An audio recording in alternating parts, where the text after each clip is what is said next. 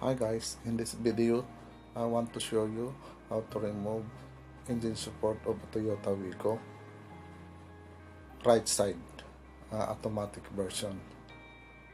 Hopefully guys this will help.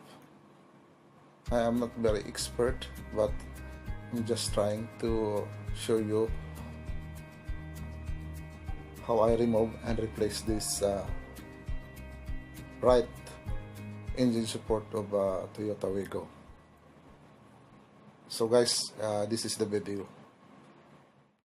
But first, you need a crocodile jack to put positioning underneath the engine to secure that the engine will not fall down if you will remove the engine support.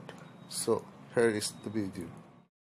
I just want to let you know that there is one stud bolt positioning upside down that you should go underneath the engine to remove that bolt first.